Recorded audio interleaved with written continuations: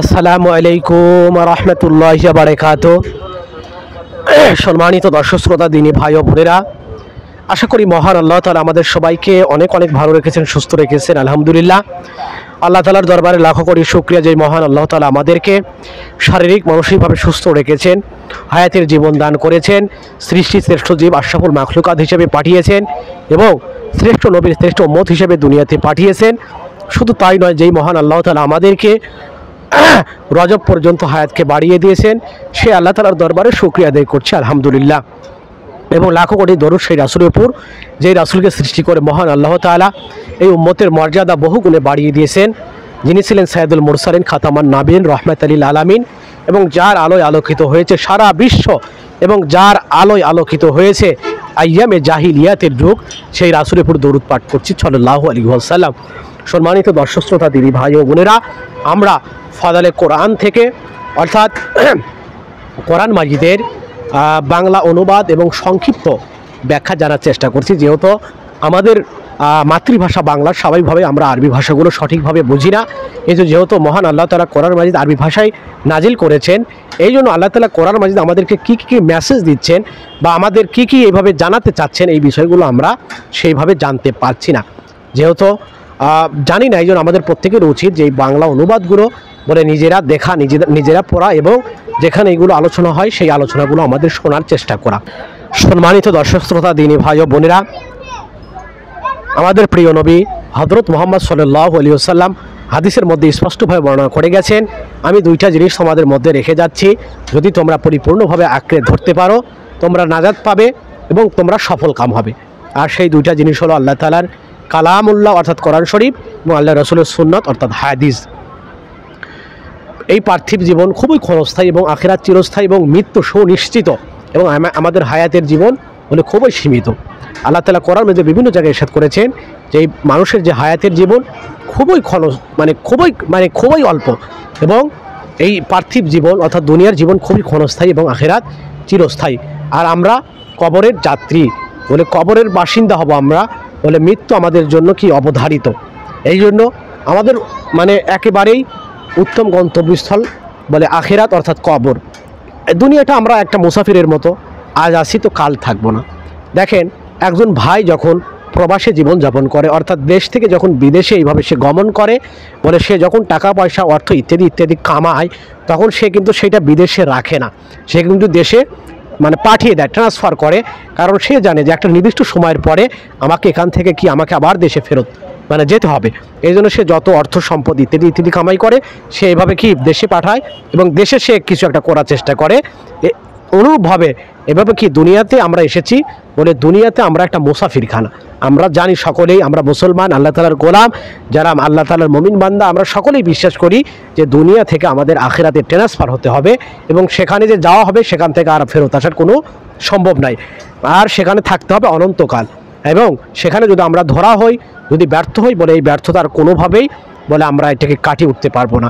এই জন্য আমরাও বিশ্বাস করি যে আমাদের সামনে একটা বড় গন্তব্যস্থল, যেখানে যদি আমরা সফল হই বলে সেখানে আমরা পরিপূর্ণভাবে সফল হবে। এই জন্য আমরা মুসলমান বান্দারা ওই প্রবাসী ভাইয়ের মতো বলে এই দুনিয়ার জীবনকে বিসর্জন দিয়ে আল্লাহ তাআলার ইবাদত বন্দি করে, আল্লাহ তাআলার হুকুম এবং রাসূলুল্লাহ সাল্লাল্লাহু আলাইহি ওয়াসাল্লামের সুন্নত তরিকায় চলে আমরা ওই আখিরাতের জীবনের জন্য বলে আল্লাহ তাআলার ব্যাংকে এভাবে নেক আমল আমরা পাঠাবো বা পাঠানোর চেষ্টা করব বা আমাদের পাঠাতে হবে। তো যাই হোক, আমরা পবিত্র কোরআন থেকে বাংলা অনুবাদ এবং সংক্ষিপ্ত ব্যাখ্যা জানার চেষ্টা করছি। তো আসুন আমরা দিন শেখার জন্য বলে আমরা এইভাবে দিনের ব্যাপারে যেখানে আলাপ আলোচনা হয়, দিনের ব্যাপারে যখন কথাবার্তা হয়, এই কথাগুলো আমরা গুরুত্ব সহকারে শোনার চেষ্টা করি। হতে পারে যে একটা কথার দ্বারা আল্লাহ তাআলা আমাদেরকে বলে হেদায়েতের পথকে এভাবে প্রশস্ত করে দিবেন। তো কথা না বাড়িয়ে আমরা মূল আলোচনায় প্রবেশ করতে চাই। তো আজকে আমাদের সূরা আল বাকারার থেকে এভাবে আলোচনা হবে। তো চলো কথা না বাড়িয়ে আমরা মূল আলোচনার মধ্যে প্রবেশ করি। আলহামদুলিল্লাহ, আজকে আমরা সূরা আল বাকারার 73 নম্বর আয়াত থেকে জানার চেষ্টা করব ইনশাআল্লাহ। চলুন কথা না বাড়িয়ে শুরু করি। আউযু বিল্লাহি মিনাশ শাইতানির রাজীম, বিসমিল্লাহির রহমানির রহিম। فقلنا اضربوه ببعضها كذلك يحيي الله الموتى ويريكم آياته لعلكم تعقلون। অতঃপর আমি বললাম, তোমরা তাকে আঘাত করো গাভীটির গোশতের কিছু অংশ দিয়ে। এভাবে আল্লাহ জীবিত করেন মৃতদেরকে, আর তিনি তোমাদেরকে তার নিদর্শন সমূহ দেখান যাতে তোমরা বোঝো। অর্থাৎ অতঃপর আমি বললাম, এটির অর্থাৎ গাভীটির কোনো অংশ দ্বারা ওকে অর্থাৎ মৃত ব্যক্তিকে আঘাত করো। এভাবে আল্লাহ মৃতকে জীবিত করেন এবং তার নিদর্শন তোমাদের দেখিয়ে থাকেন যাতে তোমরা বুঝতে পারো। মহান আল্লাহ তাআলা সূরা আল বাকারার ৭৩ নম্বর আয়াতে উল্লেখ করেছেন, অর্থাৎ পূর্বের আয়াতে মহান আল্লাহ তাআলা বনী ইসরাইলের কিছু ঘটনা উল্লেখ করেছেন। যে ঘটনার মধ্যে এইরকম একটা ঘটনা যেখানে এক ব্যক্তিকে হত্যা করা হয়, তার ভাইপো তাকে হত্যা করে এবং এই হত্যা একে অপরের উপরে দোষারোপ শুরু করে। আর এইটা প্রকাশ করার জন্য মহান আল্লাহ তাআলা হযরত মূসা আলাইহিস সালামের মাধ্যমে তার কওমকে, তার জাতিকে পথ দেখান যে তোমরা একটা গরু জবাহ করো, এবং গরুটা কেমন হবে সেই বিষয়গুলো আল্লাহ তাআলা বিস্তারিতভাবে উল্লেখ করেন। তো গাভীটিকে যখন এইভাবে জবাহ করা হয় এবং জবাহ করার পরে আদেশ করা হচ্ছে যে এই গাভীর কোনো অংশ দ্বারা ওই মৃত ব্যক্তিকে আঘাত করো, আর মৃত ব্যক্তিকে আঘাত করার ফলে ওই মানুষটা যাকে অন্যায়ভাবে হত্যা করা হয়েছিল এবং একে অপরের উপরে দোষারোপ করা হচ্ছিল, সেই মৃত ব্যক্তিটা জীবিত হয়ে যায়। তো উক্ত মৃত ব্যক্তিকে জীবিত করে মহান আল্লাহ তাআলা কিয়ামতের দিন মানুষকে পুনরায় জীবিত করার স্বীয় ক্ষমতা প্রমাণ পেশ করেছেন। কিয়ামতের দিন মৃতদেরকে পুনর্জীবিত করার ব্যাপারটা কিয়ামত অস্বীকারীদের নিকট সবসময় বিস্ময় এবং আশ্চর্যের কারণ হয়ে রয়েছে। আর এজন্যই মহান আল্লাহ এই বিষয়টাকে কোরআনে বিভিন্ন স্থানে বিভিন্নভাবে বর্ণনা করেছেন, যা সূরা বাকারাতে মহান আল্লাহ তাআলা এর 5টি দৃষ্টান্ত পেশ করেছেন। প্রথম দৃষ্টান্ত ৫৭ নং আয়াতে উল্লেখ হয়েছে, দ্বিতীয় দৃষ্টান্ত এই ঘটনা, আর তৃতীয় দৃষ্টান্ত দ্বিতীয় পারায় অর্থাৎ ২৪৩ নম্বর আয়াতে উল্লেখ হয়েছে। চতুর্থ দৃষ্টান্ত ২৫৯ নম্বর আয়াত উল্লেখ হয়েছে, আর পঞ্চম দৃষ্টান্ত এর পরের আয়াতে অর্থাৎ ২৬০ নম্বর আয়াতে হযরত ইব্রাহিম আলাইহিস সালামের 4টি পাখি সংক্রান্ত ব্যাপারে উল্লেখিত হয়েছে। অর্থাৎ মহান আল্লাহ তাআলা সূরা আল বাকারার 5 জায়গায় 5 স্থানে মানুষকে মৃত্যুর পরে যে জীবিত করা হবে এই বিষয়টা বিস্তারিতভাবে খোলাখুলিভাবে উল্লেখ করেছেন এবং মানুষকে সরাসরি দেখিয়ে দিয়েছেন। মহান আল্লাহ তাআলা ৭৪ নম্বর আয়াতে উল্লেখ করেন, সুম্মা কাসাদ কুলুবুকুম মিন বাদি যালিকা ফাহিয়া কাল হিজারতি আও আশাদ্দু কসওয়াতান ওয়া ইন্না মিনাল হিজারতি লামা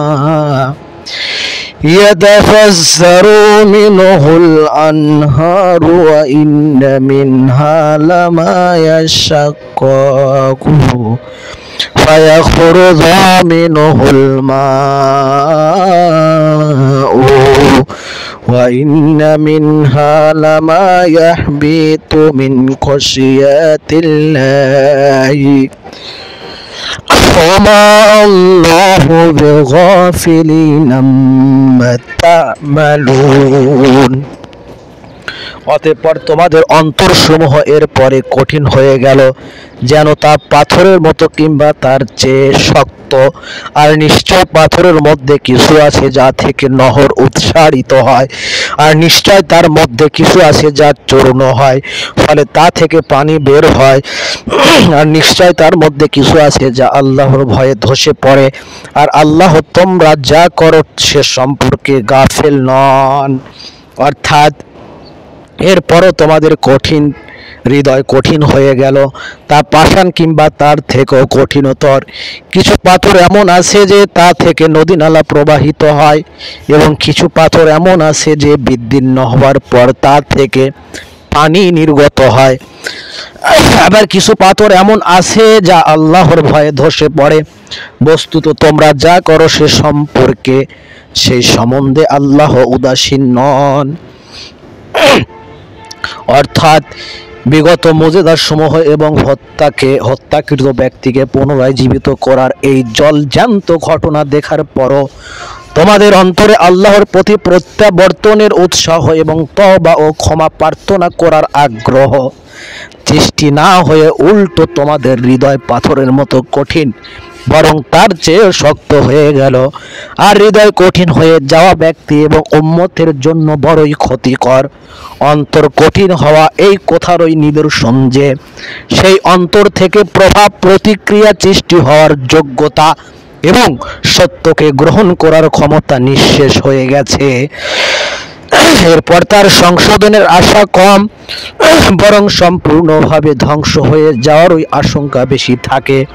এই জন্যই ইমানদারকে তাগিদ করা হয়েছে যে অর্থাৎ ইমানদারগণ তাদের মতো যেন না হয় যাদেরকে পূর্বে কিতাব দেওয়া হয়েছিল।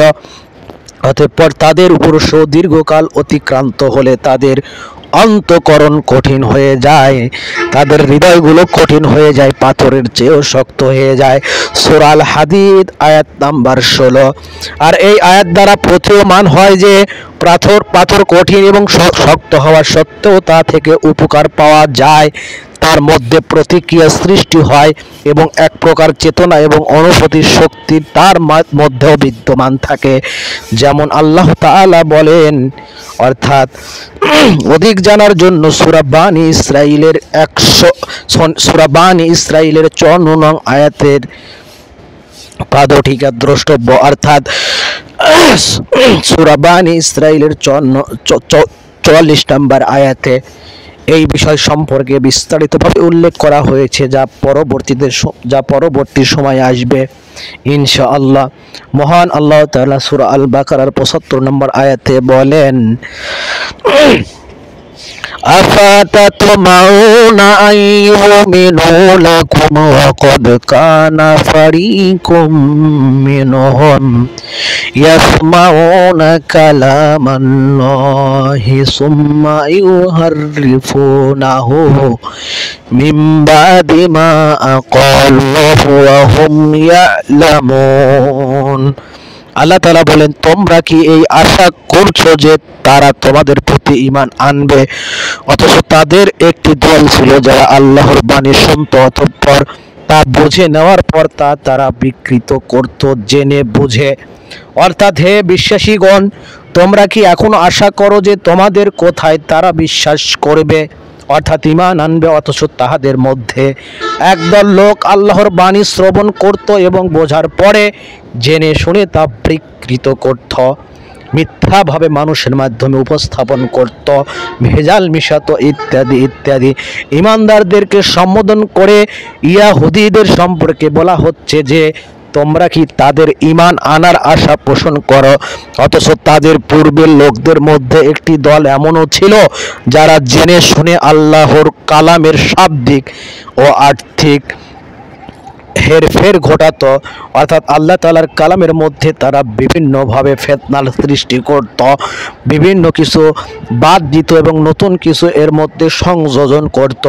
এখানে জিজ্ঞাসাটা আসলে স্বীকৃতি সূচক, অর্থাৎ এমন লোকের ঈমান আনার কোনোই আশা নেই। অর্থ হলো দুনিয়ার স্বার্থে এবং জাতিগত পক্ষপাতিত্বের কারণে আল্লাহর বাণী বিকৃত করতে যাদের বাধে না, তারা ভ্রষ্টতার এমন পঙ্কে ফেসে গেছে, এমন পর্যায়ে পৌঁছে গেছে যে সেখান থেকে বের হতে পারে না।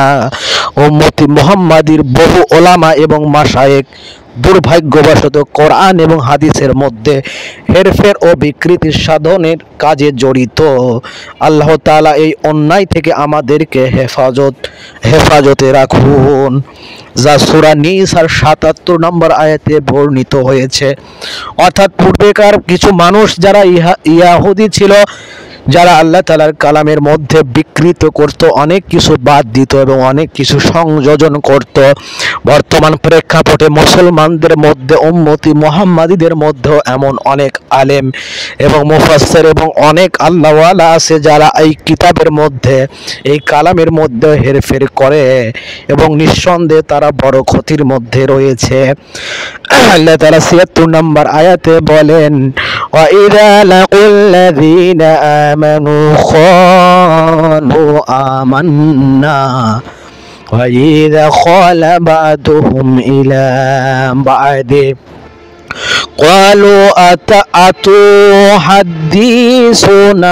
بما فتح الله عليكم ليحاجوكم به عند ربكم أفلا تعقلون।